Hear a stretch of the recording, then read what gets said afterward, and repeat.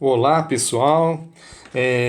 Dando continuidade aos nossos trabalhos e para encerrar essa parte de geometria espacial, hoje nós vamos falar de um assunto extremamente importante, principalmente para aqueles que vão prestar vestibular na UEL, Universidade Estadual de Londrina.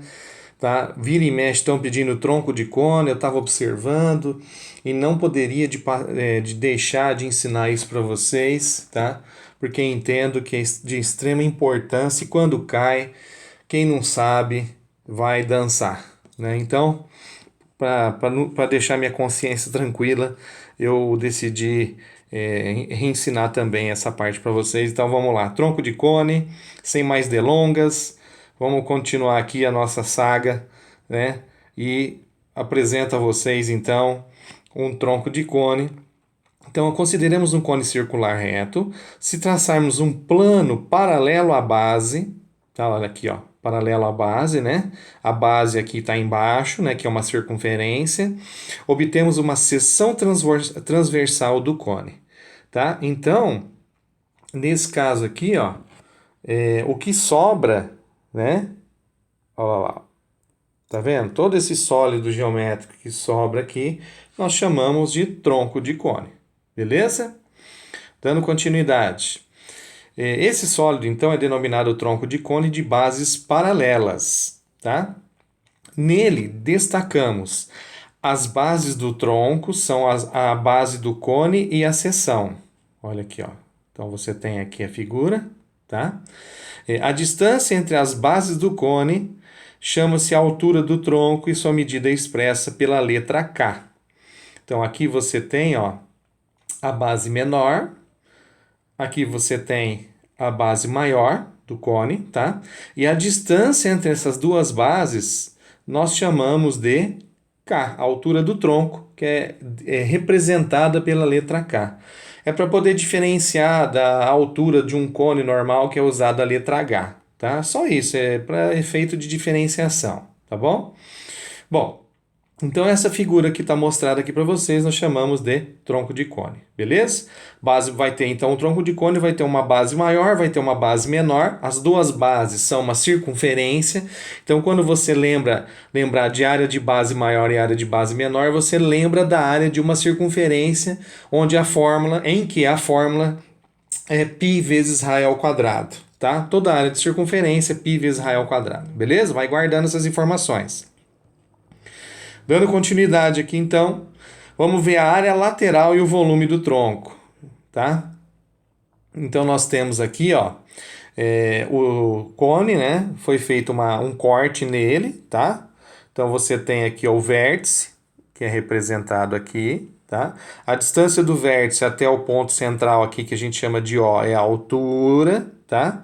Você tem a geratriz do cone normal, que é chamado de X, e essa diferença daqui até aqui seria o total X menos esse Gzinho aqui, ó, tá bom? Então aí eu tenho aqui, ó, o que é daqui até aqui? Isso aqui a gente chama de comprimento de uma circunferência, tá? Ou seja, uma volta completa. E uma volta completa, o comprimento de uma circunferência, a fórmula é 2πr. Beleza? Então, para a gente poder entender aqui, ó, de uma forma bastante resumida, se eu quiser calcular a área lateral do tronco de cone, a fórmula é πg r mais rzinho, tá bom? Olha lá o G, no caso, né, o G aqui, ó, tá? Marcadinho para vocês, tá bom? E o volume de um tronco de cone, a fórmula é π, que multiplica a altura K, r ao quadrado, mais r vezes rzinho, mais rzinho ao quadrado, tudo isso dividido por 3. Então, é tudo isso dividido por 3, tá, pessoal?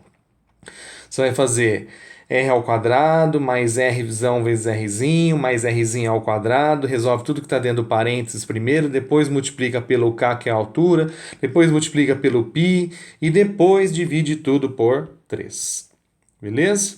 Onde lá o R é a medida do raio da base maior, R é a medida do raio da base menor, o G é a medida da geratriz do tronco e o K é a medida da altura. Cuidado com essas duas fórmulas aqui, tá? Cuidado mesmo, tá bom?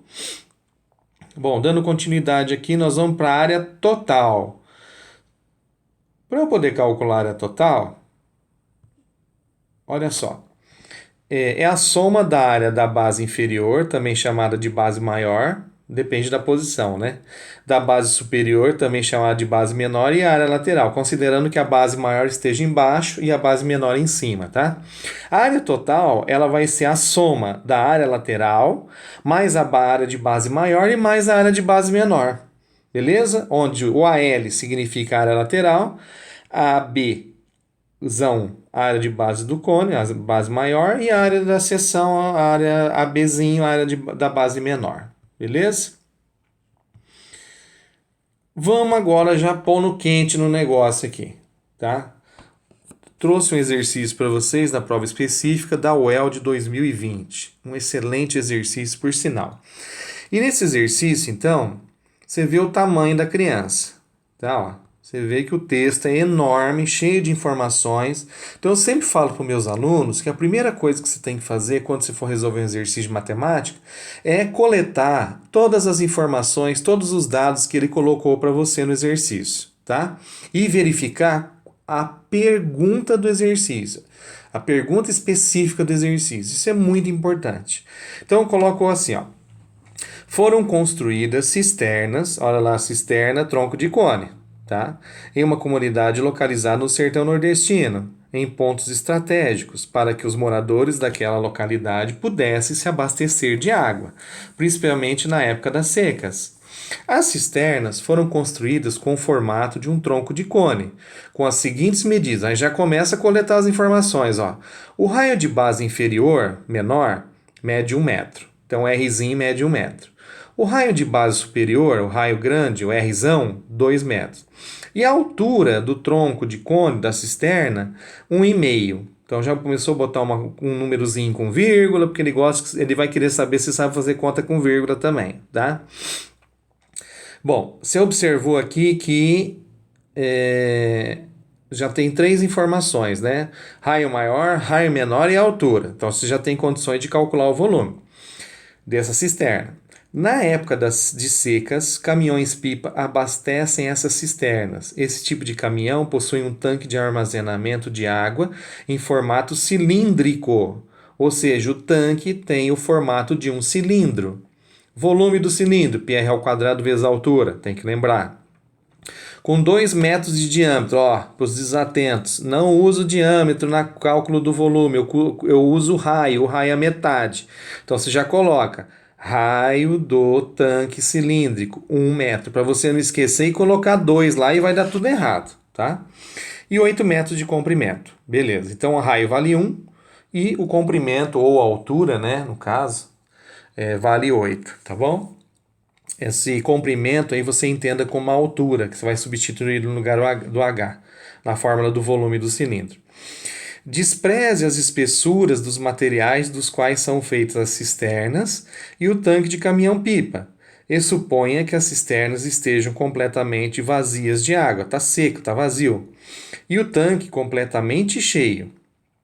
Considere ainda que não há desperdício de algum de água, então não vai ter desperdício nenhum, não vai cair gota para fora de jeito nenhum.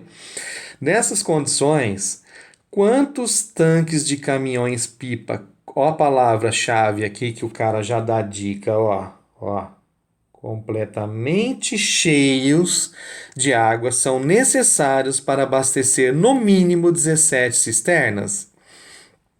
Ele não quer o caminhão, ele não quer saber de caminhão fracionado, meio tanque, 1/4 de tanque lá de água, tal, vai dar 6 tanques, vai dar 7 tanques, vai dar 8 tanques e meio. Não, ele quer saber, olha a pergunta, quantos tanques de caminhões-pipa completamente cheios de água são necessários para abastecer no mínimo 17 cisternas. Vamos lá, as contas agora, vamos para o que interessa. Bom, vamos chamar o seguinte, VC é o volume da cisterna e VT é o volume do tanque de caminhão-pipa, beleza? Como a cisterna tem formato de tronco de cone, seu volume pode ser calculado pela fórmula, essa que está aqui. Então, o volume da cisterna vai ser... Bom, substituindo o K por 1,5, né? Lembrando que todas as unidades de medida têm que ser iguais, tá? O raio em metro, raiozão em metro, raiozinho em metro e a altura em metro. Ele poderia sacanear aqui e colocar em centímetro uma delas para você ter que transformar de, por exemplo, de centímetro para metro ou de metro para centímetro. Então fique esperto, hein? Tá? Bom, vamos lá. A altura, o K vale 1,5. Primeiro nós vamos resolver o que está dentro do parênteses. O raio maior vale 2. O produto do raio maior pelo raio menor, 2 vezes 1, mais 1 ao quadrado. 2 ao quadrado vai dar 4. 2 vezes 1 vai dar 2, mais 1. Então 4 mais 2 dá 6. 6 mais 1 dá 7. Então vai ficar 7 vezes 1,5 vezes π vezes 7 dividido por 3. Quando você fizer essa conta, você vai chegar, então, que o volume de uma cisterna é igual a 3,5 π metros cúbicos. E se eu quisesse saber esse volume em litros? Vamos reportar um assunto bastante importante que eu sempre falo para meus alunos, que para transformar de metro cúbico para litro, você tem que multiplicar por 1.000. Sempre por 1.000. Por quê? Porque um metro cúbico é equivalente a 1.000 litros, tá? Bom, então, são aproximadamente, considerando o π igual a 3,14, se você fizer então agora 3,5 vezes 1.000, vai dar 3.500. Vezes π, 3.500 vezes 3,14, vai dar aproximadamente 10.990 litros a capacidade de uma cisterna, ok? Então, vai gravando essas informações aí. Dando continuidade, vamos lá. Volume do tanque de caminhão é o volume de um cilindro. Volume do cilindro, πr ao quadrado vezes a altura. Olha lá, ó. Raio vale 1, lembra? Que ele tinha falado que o diâmetro vale 2? Os desatentos, colocou 2, errou tudo. Então, 1 ao quadrado é 1, 1 vezes 8 é 8, então fica 8π metros cúbicos. Se eu quiser em litros, faço 8 vezes 1.000, dá 8.000, 8.000 vezes 3,14. Então, o volume de um tanque de caminhão-pipa é equivalente a 25.120 litros. Beleza até aí? Tranquilo, né? Agora, eu vou fazer a comparação do volume do caminhão-pipa e a cisterna. Então, nós temos o quê? Se eu dividir o volume do tanque, tá, pelo volume de uma cisterna, vai dar um total, ó, corta π com π, né? Corta aqui, ó. Corta isso com esse. 8 dividido por 3,5 vai dar 2,28 aproximadamente, certo? Ou seja, um tanque de caminhão-pipa, ele consegue abastecer duas cisternas e sobra um pouquinho ainda, e mais um pouquinho, tá? Para jogar na terceira. Bom, se eu tivesse feito 25.120, que é o volume em litros, dividido pelo volume em litros da cisterna, também vai dar aproximadamente 2,28. Então, só para efeito de comparação e ver que está tudo ok, tá bom? Só para você saber. Se eu tivesse feito a conta com o π ou sem o π, vai dar na mesma. É isso. Bom, dando continuidade, então, dessa forma, para abastecer 17 cisternas, temos uma cisterna tem 3,5 π metros cúbicos, tá? Então, 17 cisternas, você vai fazer o quê? 17 vezes 3,5. Quando você fizer essa conta, você vai chegar no resultado 59,5 π metros cúbicos. Esse é o total, tá, do volume de 17 cisternas, ok? Se você dividisse 59,5 por 8π, vai dar aproximadamente 7,43. O volume de todas as cisternas dividido pelo volume de um caminhão-pipa vai dar 7,43. 7 caminhões-pipa mais 0,43. Só que no começo do exercício, o examinador lá, ele falou, quantos caminhões cheios?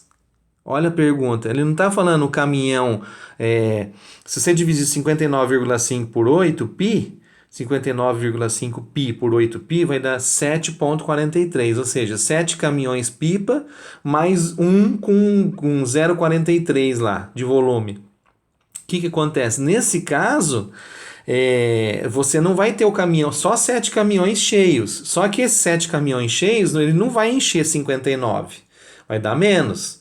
Então, a jogada é o quê?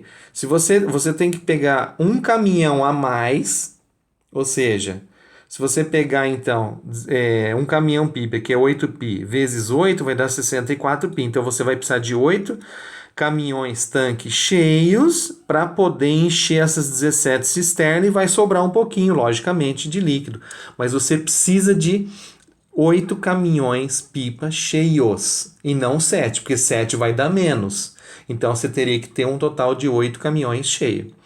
Cuidado com essas perguntas, hein? Você viu que ele foi bem específico no exercício? Então é isso que eu gostaria que vocês tomassem cuidado, beleza? Vamos embora. Agora coloquei um segundo exemplo para vocês, um tronco de cone. Vou colocar a imagem aqui para você, tá? Tem base de raio menor 1 centímetro e 4 centímetros. Sabendo que a altura do tronco é igual a 6, calcule a área lateral e a área total do tronco. Agora é um exercício, então, para calcular a área lateral e a área total. Cuidado, hein? Coloquei aqui o primeiro passo, tá? Fiz um recorte aqui na figura para você poder enxergar o seguinte. Dentro do tronco de cone, você tem a junção de uma figura retangular com o triângulo, tá? Em cima vale 1. Se você fizer a projeção, né? Embaixo aqui, ó, na mesma medida, seguindo a mesma medida aqui, ó. Você que aqui também vale 1. Então, a base total é 4. Se aqui vale 1, aqui tem que valer 3, tá? A altura vale 6, 3. Então, você tem aqui um triângulo retângulo. O que você precisa calcular? A geratriz do tronco. Usa o quê? Teorema de Pitágoras. G ao quadrado, a hipotenusa ao quadrado é igual à soma do quadrado dos catetos. G ao quadrado é igual a 6 ao quadrado mais 3 ao quadrado. Então vai ficar 36 mais 9. G é igual a raiz quadrada de 45. E aí você fazendo a simplificação, raiz quadrada de 45 é a mesma coisa que 3 raiz quadrada de 5. Beleza? Vamos continuar. Segundo passo.